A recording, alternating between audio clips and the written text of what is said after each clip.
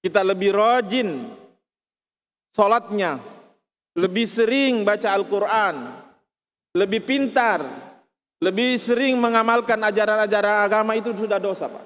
Itu sudah dosa batin itu.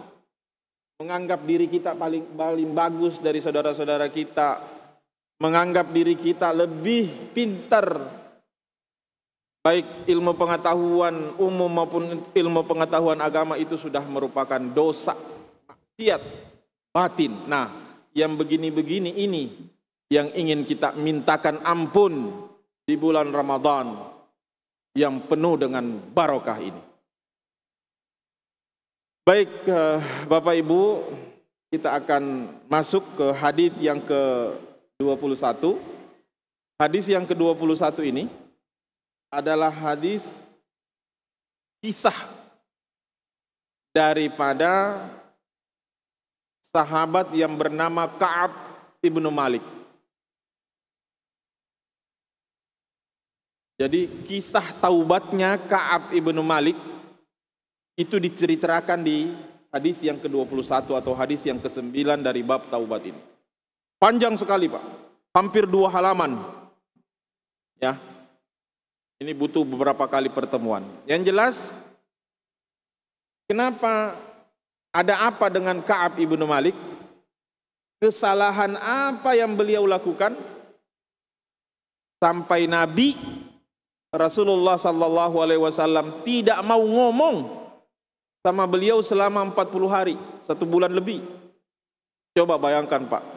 Nabi agung, Rasul kita, kalau seandainya kita hidup di zaman dia ya, tidak mau ngomong, tidak mau menjawab salam dari Ka'ab ibnu Malik, itu bagaimana hidup itu?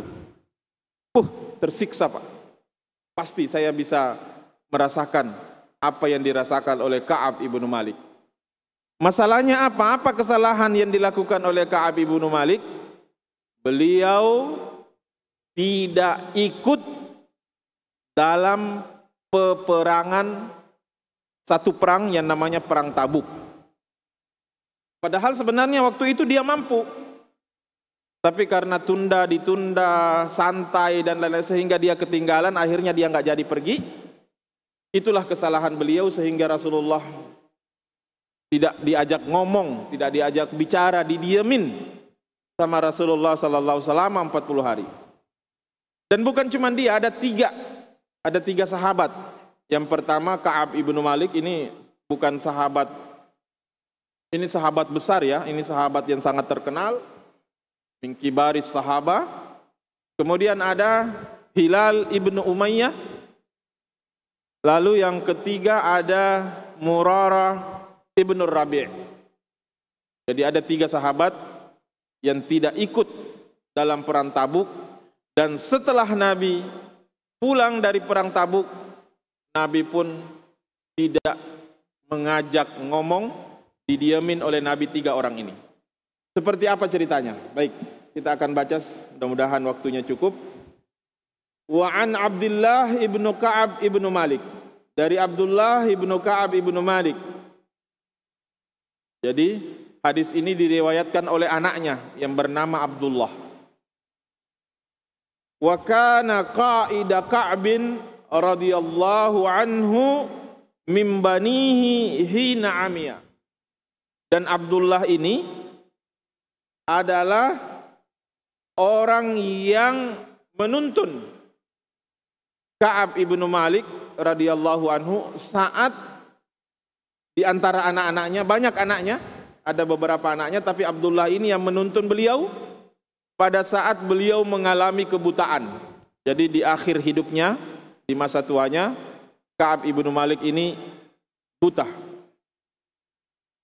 Qala sami'tu Ka'ab ibnu Malik yuhaddithu bihadithihi hina takhallafa an Rasulillah sallallahu alaihi wasallam fi ghazwati Tabuk.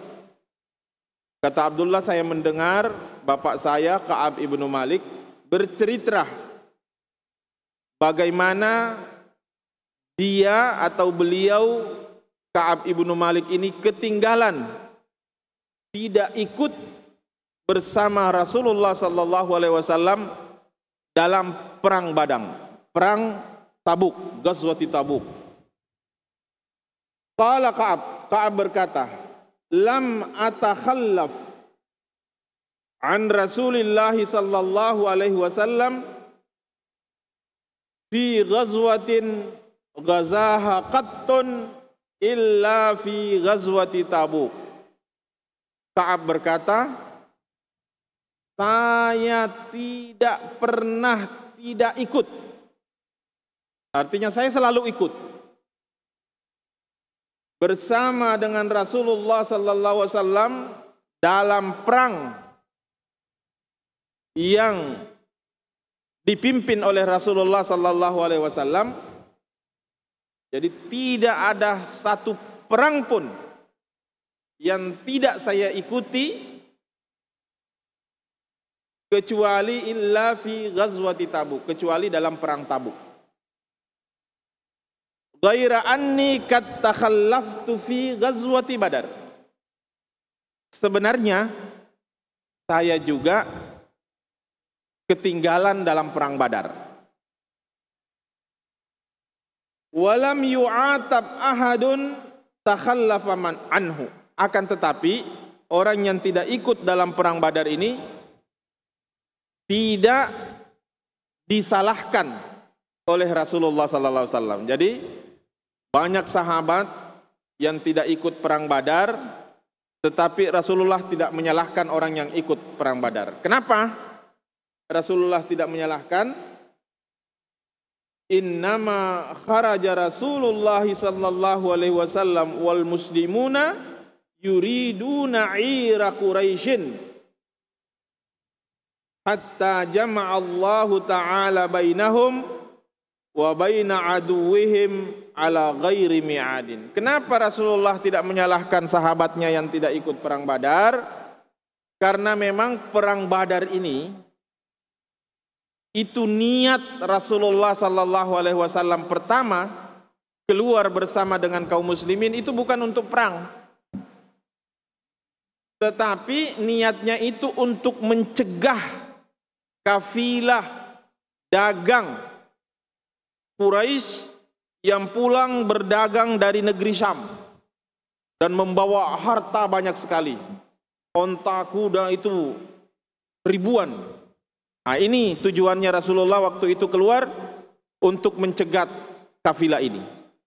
Akan tetapi fakta berkata lain. Ya, Rasulullah akhirnya bertemu dengan pasukan kafir Quraisy di sebuah lembah yang bernama Badar.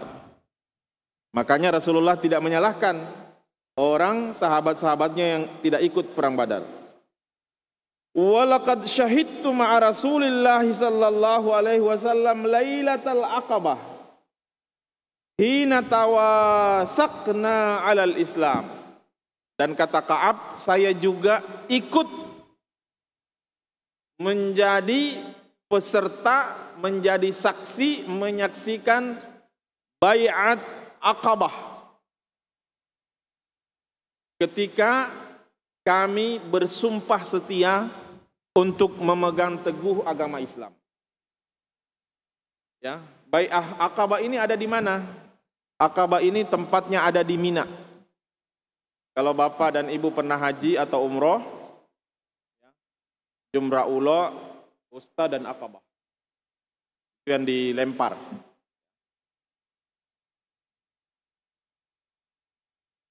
Wa ma uhibbu annali biha mashhada badrin.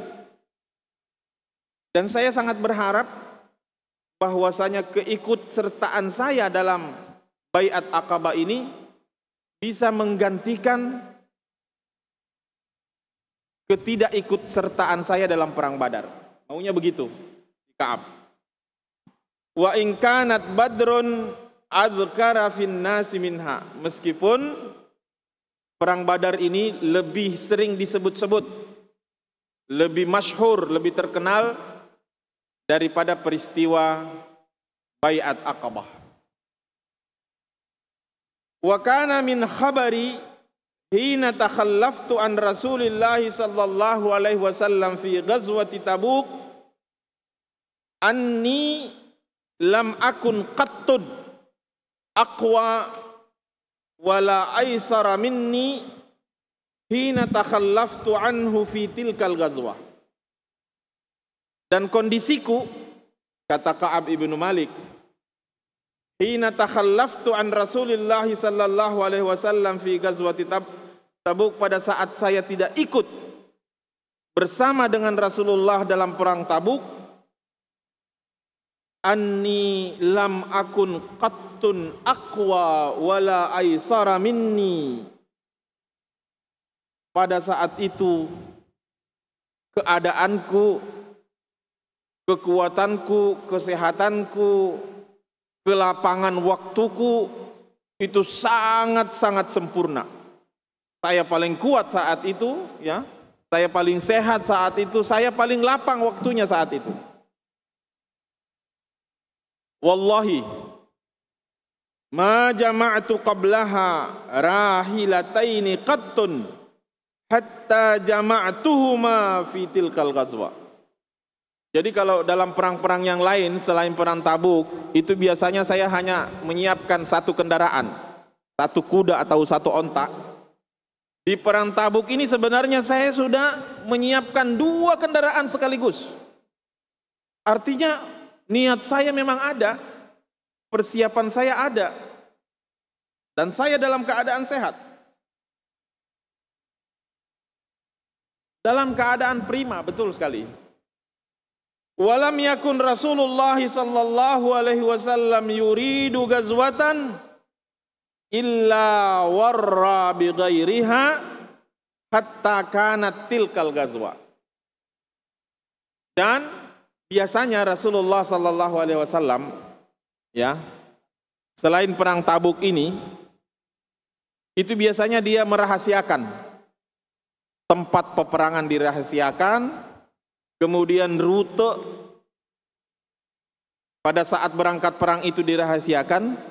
Tetapi pada saat perang Tabuk ini Rasulullah SAW menceritakan posisinya ada di mana, Tabuk itu di mana, kita lewat mana, dan lain-lain sebagainya. Ya, biasanya Rasulullah itu merahasiakan posisi dan ininya itu karena taktik perang. Ya, jadi kadang-kadang Rasulullah itu sebenarnya tujuannya ke sana, tapi begitu dia keluar dari Madinah dia belok kanan, muter. Kenapa demikian? Karena di Madinah waktu itu ada orang Yahudi, ada orang Nasrani, dan yang paling parah, yang paling berbahaya adalah orang-orang munafik.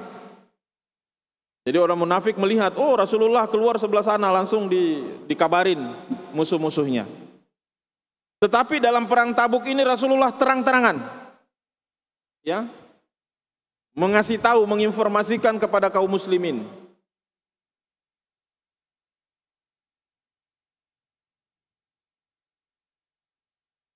Fagazaha Rasulullah sallallahu alaihi wasallam fi harrin syadidin wastaqbala safaran ba'idan wa mafaza wastaqbala adadan katsiran. Nah, Rasulullah dalam perang Tabuk ini itu dalam keadaan musim panas yang sangat terik, lagi puncak-puncaknya musim panas di Madinah. Kemudian wastaqbala safaran ba'idan, dan medan perang Tabuk ini sangat jauh, butuh waktu berhari-hari, perjalanannya susah, masyaqqah dan gersang. Kemudian yang terakhir wastaqbala adadan katsira, dan musuh yang dihadapi saat perang Tabuk ini sangat banyak. Kira-kira 8 kali lipat jumlah kaum muslimin. Dalam satu riwayat dikatakan hanya 70.000, sementara musuh yang dihadapi jumlahnya 250.000. Berapa kali lipat itu, Bang? Fajalla lil muslimina amrahum liyata'ahhabu uhbata ghazwihim fa akhbarahum biwajhihim alladhi yuridu. Maka karena itu Rasulullah sallallahu alaihi wasallam memberitahu kepada para sahabat kaum muslimin agar mereka mempersiapkan diri sebaik-baiknya. Karena medannya sangat berat, jauh, dan di puncak musim panas. Wal muslimuna ma'a Rasulillah sallallahu alaihi wasallam katsir. Walam yajma'ahum kitabun hafiz yuridu bidzalika diwan. Dan kaum muslimin yang akan berangkat bersama dengan Rasulullah jumlahnya sangat banyak, 70.000. Sayang sekali, kata Ka'ab, orang-orang yang ikut dalam perang Tabuk ini tidak ditulis, ya. Tidak ada riwayat yang menjelaskan nama-namanya siapa saja. Yang jelas banyak sekali.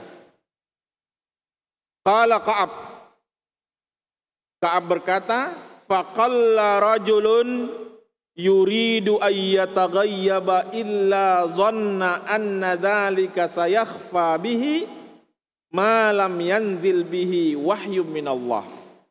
Saking banyaknya kaum muslimin yang ikut dalam perang Tabuk, sampai-sampai kata Ka'ab, kalau ada yang tidak ikut dengan Nabi dalam perang Tabuk ini tidak akan ketahuan oleh Nabi. Rasulullah tidak bakal tahu kecuali kalau ada wahyu yang turun memberitahu. Jadi mayoritas orang yang punya kesanggupan, orang yang punya ahliyah saat itu keluar bersama Nabi berangkat ke perang Tabuk. Wa gaza Rasulullah sallallahu alaihi wasallam tilkal ghazwa hina tabatis simaru wazzilalu fa ana ilaiha as'ara. Ini masalahnya ini. Ya. Ini yang membuat Ka'ab ibnu Malik tidak jadi berangkat. Karena pada saat itu ya lagi musim buah. Ya mungkin buahnya sudah matang, tapi mungkin tinggal 1 hari atau 2 hari. Orang-orang yang berpikiran seperti kenapa sih nggak ditunda? Besok kan bisa juga berangkat. Mungkin begitu maksudnya ya. Ini buah korma lagi sebentar lagi panen, anggur, kemudian apa lagi di Madinah? Rumman, bukan. Rumman itu delima. Zaitun lagi berbuah, lagi rindang-rindangnya Pak, siap dipanen. Dan di Madinah kalau lagi musim buah itu teduh, kan tadinya lagi musim panas karena daun-daun pepohonan itu lebat, teduh, nikmat sekali. Fa ilaiha as'ar. Nah, Ka'ab ibnu Malik ini lebih condong ke situ. Fatajahhasa Rasulullah sallallahu alaihi wasallam wal muslimuna ma'ah. Tetapi Rasulullah dan kaum muslimin tetap mempersiapkan diri untuk berangkat menuju ke perang Tabuk. Wa tafiktu aqdu likai atajahhazu ma'ahu fa arji'u wa lam aqdi syai'an. Ka'ab ibnu Malik juga sebenarnya mempersiapkan diri. Tetapi setelah pulang ke rumah tidak berbuat apa-apa. Niat ada, tapi karena lebih cenderung ke buah-buahan tadi, dia nggak berbuat apa-apa. Orang-orang udah mempersiapkan diri, dia tidak berbuat apa-apa. Wa aqulu fi nafsi ana qadirun ala dzalika idza aradtu. Falam yazal yatamada bi hatta istamarra bin nasil jid. Dari jam ke jam, dari waktu ke waktu, kaum muslimin bersama Rasulullah mempersiapkan dirinya. Ka'ab ibnu Malik hanya ada di dalam, niatnya hanya ada di dalam hati. Kemauannya ada, tapi dia tidak bisa berbuat apa-apa. Dikalahkan oleh pikirannya tadi.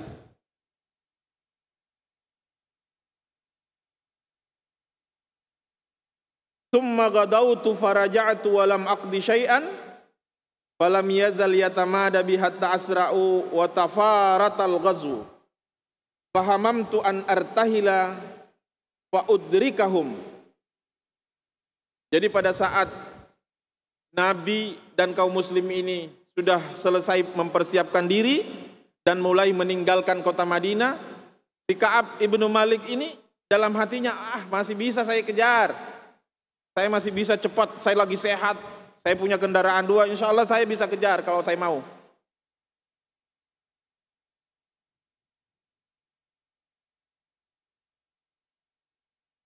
Faya laitani fa'altu. Akan tetapi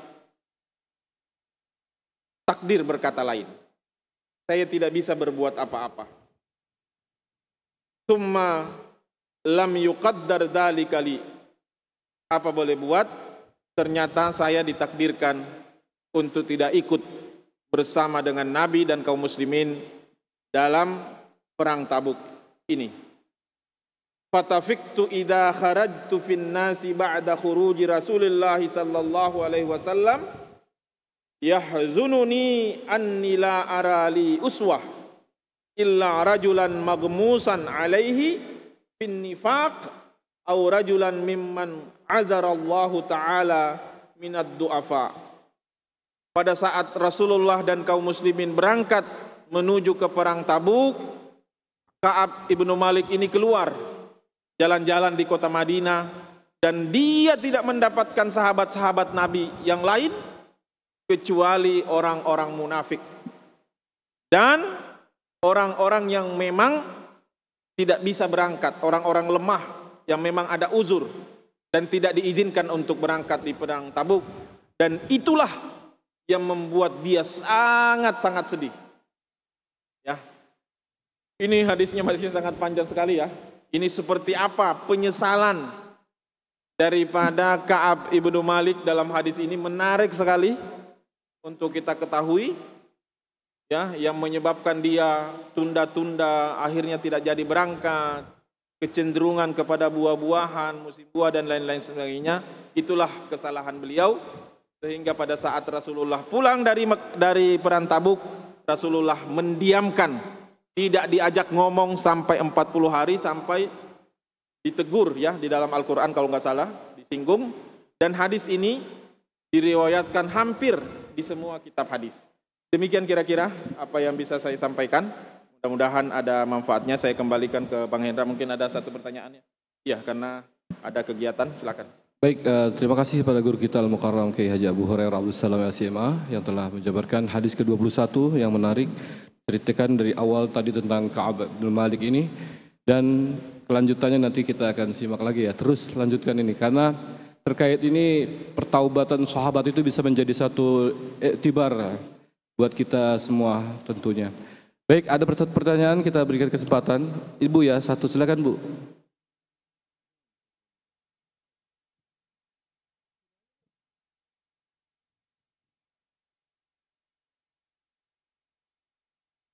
Dari Ibu siapa? Sebutkan nama, asal dan langsung pertanyaannya Bu. Bismillahirrahmanirrahim. Assalamualaikum warahmatullahi wabarakatuh. Waalaikumsalam warahmatullahi wabarakatuh. Nama saya Gelora Manurung. Pertanyaan saya singkat saja. Perang Tabuk, saya tadi sempat searching di Google. Perang kesulitan. Apa yang dimaknai dengan kata-kata perang dalam kesulitan atau kesulitan? Yang kedua, ini kan termasuk perang besar katanya ya, yang dipimpin langsung oleh Rasulullah.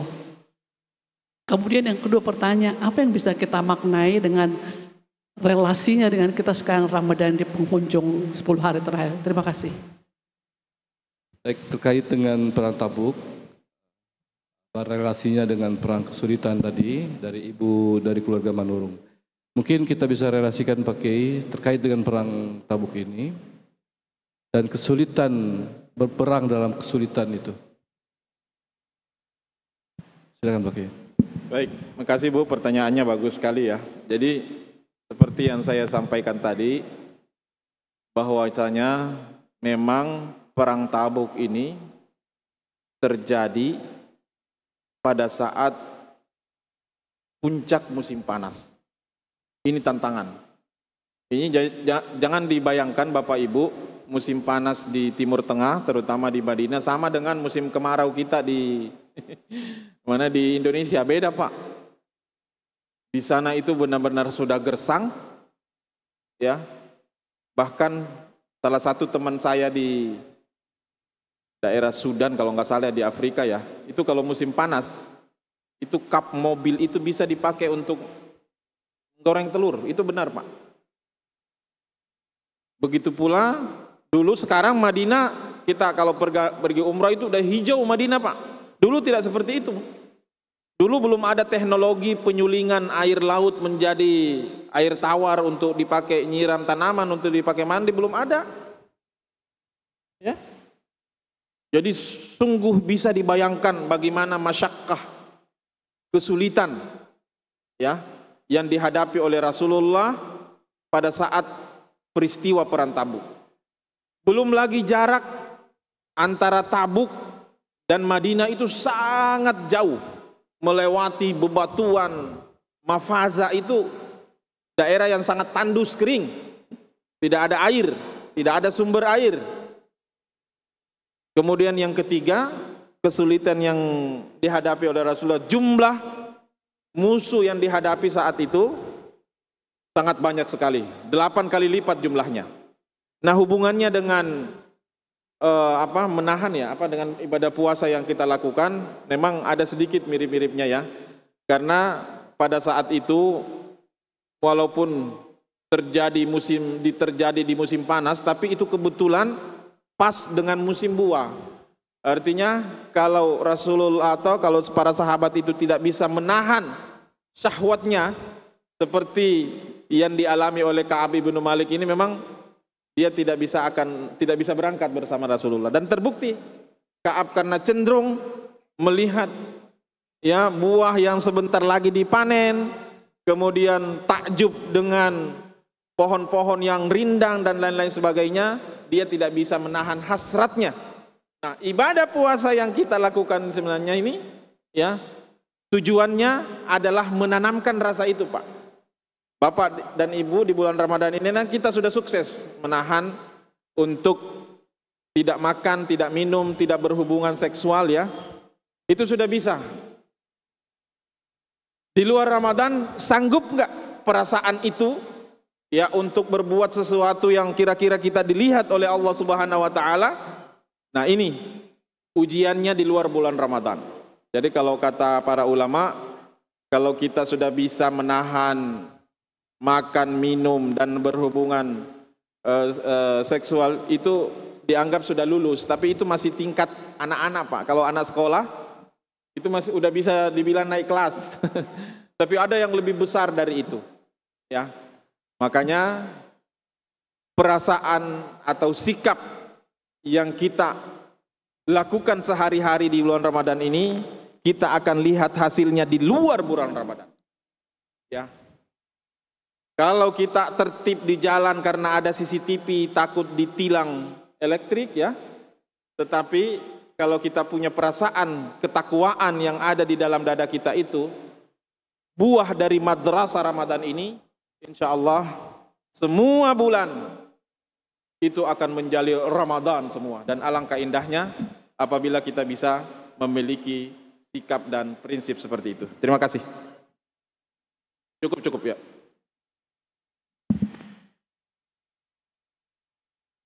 Kiranya mungkin pertanyaan dari Ibu keluarga Manur ini mewakili ya, karena waktu terbatasan kita juga. Memang kajian hadis ini selalu ada insya Allah di tiap bulannya bersama Kiai Haji Abu Hurairah SAW. Maka kita mohon maaf untuk membatasi pertanyaan dan keterbatasan waktu kita.